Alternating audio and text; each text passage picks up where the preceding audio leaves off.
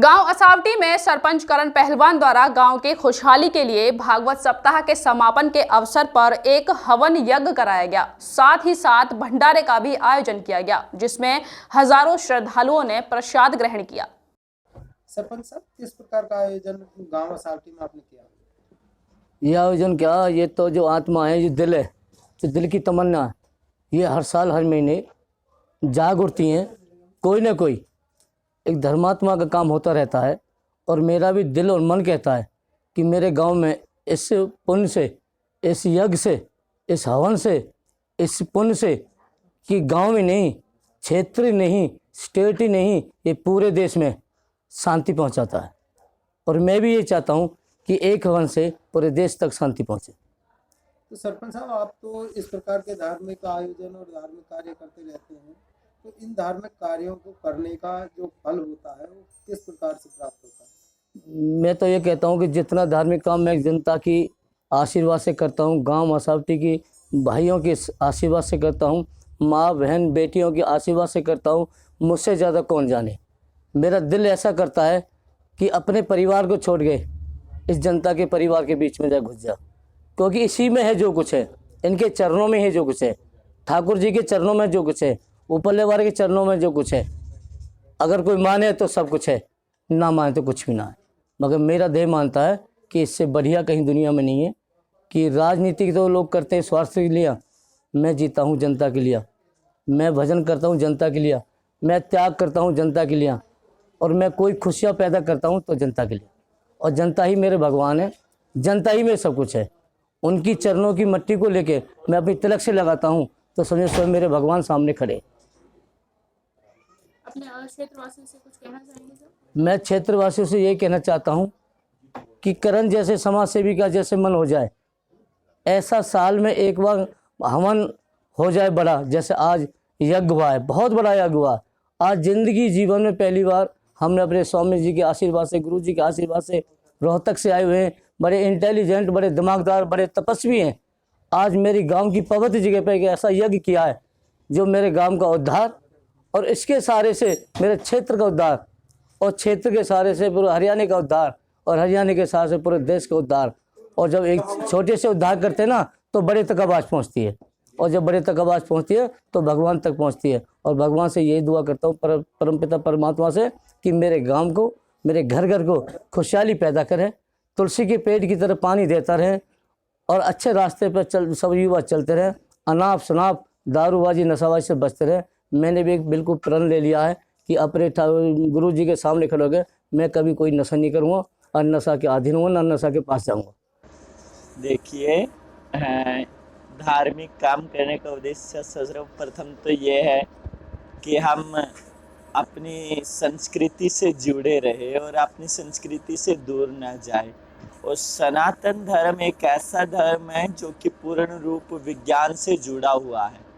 और जब भी हम महायज्ञ करते हैं तो महायज्ञ में घी की आहुति देते हैं, और जो हवन सामग्री होती है ये जड़ी बूटियाँ होती है। और जब हम हवन सामग्री की आहुति देते हैं, दरअसल घी की आहुति देने से तो वातावरण में ऑक्सीजन बनती है, ये मैं नहीं कह रहे, साइंटिस्ट लोग कहते हैं। और जो ये हवन सामग्री डाली जाती है इससे हमारा वातावरण शुद्ध होता है, और सेकंड, कई प्रकार की बीमारियों का नाश वातावरण में से होता है। इसीलिए ये महायज्ञ किए जाते हैं कि सब लोग स्वस्थ रहे और खुश रहे, मंगलमय रहे, और हम भगवान से ज़्यादा दूर नहीं, भगवान के काफ़ी नज़दीक रहे। और अगर हम अपनी संस्कृति का पालन करते हैं तो हम अपने माता पिता की सेवा कर पाएंगे, साधु संतों की सेवा कर पाएंगे, गुरुजनों की सेवा कर पाएंगे। और जितने हम लोग मॉडर्न होते जाएंगे ना, उतने हम लोग भ्रष्ट होते जाएंगे। मॉडर्न होने के चक्कर में हमारे माता पिता वृद्धाश्रम जाएंगे, मॉडर्न होने के चक्कर में बच्चे पिताजी को डैड बोलने लगेंगे। डैड का अर्थ जानते हो ना, जो बंद हो चुका है। और माँ को मम्मी बोलने लगेंगे। मम्मी जानते हो ना किसे कहते हैं, लाश को बोलते हैं। तो ये कोई मॉडर्न लाइफ नहीं है, इसको बेवकूफ़ लाइफ बोलेंगे जो आज के बच्चे जीने की कोशिश करते हैं। स्वामी जी, एक तरफ तो जो साधु संत लोग हैं वो तो सनातन धर्म बताते हैं, लेकिन कुछ संगठन है वो कहते हैं कि हिंदू धर्म।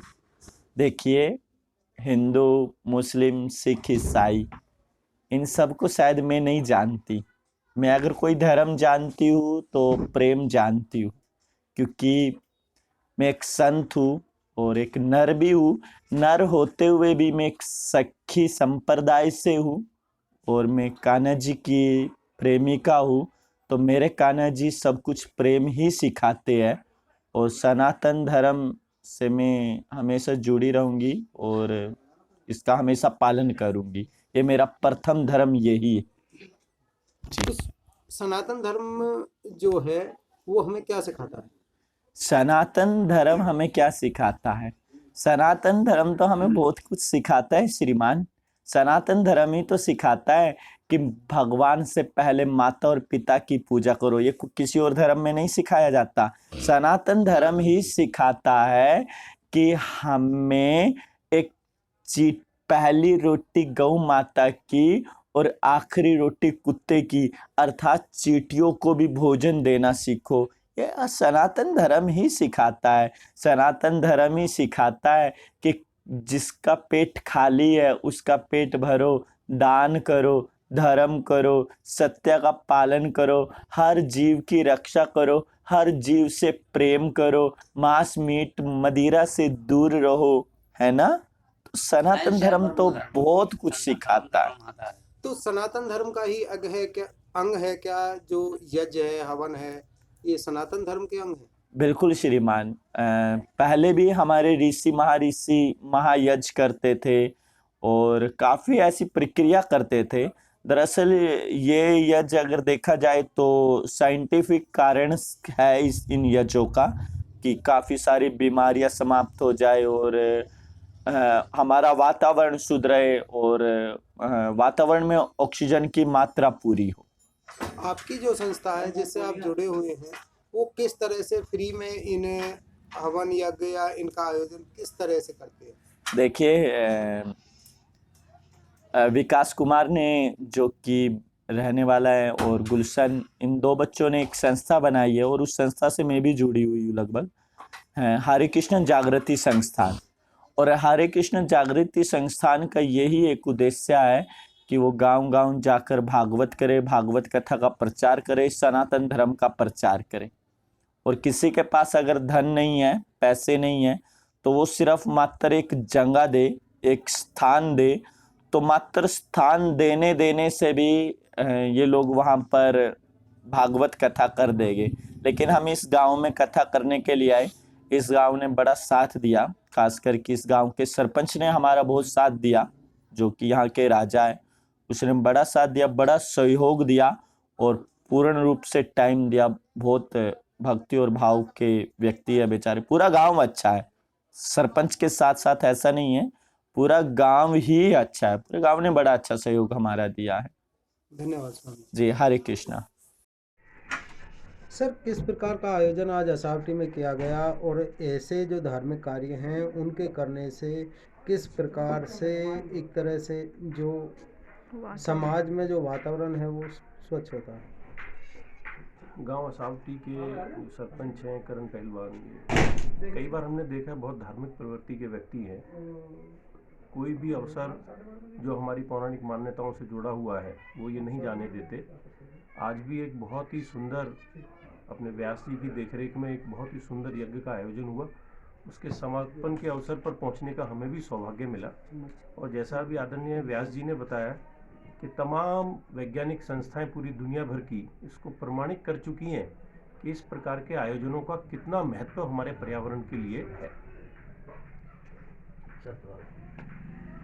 जैसा असावटी के सरपंच करण पहलवान जी हैं और आप भारतीय जनता पार्टी से जुड़े हुए हैं, तो इनका बार बार यही कहना होता है कि मुझे विकास के लिए पैसे नहीं मिले। देखिए, कुछ चीज़ें अभी सरपंच साहब ने, जिस व्यक्ति का बहुत ज़्यादा काम करने की इच्छा रहती है, जिसका समर्पण समाज के प्रति, अपने गांव के प्रति, जो नेक्स्ट लेवल का जिसका समर्पण है, तो उसको कितना भी मिले सरकार से उसको कम लगता है। सरपंच साहब का सहयोग पीछे होता रहा, कुछ ऐसे कारण हैं, सरपंच साहब आपको ज़्यादा बेहतर बता पाएंगे। आगे भी हमारा प्रयास यही रहता है कि गांव की सरपंच साहब के माध्यम से जो मांग रहती हैं वो अपनी सरकार के उचित स्थान पर उनको रखते हैं।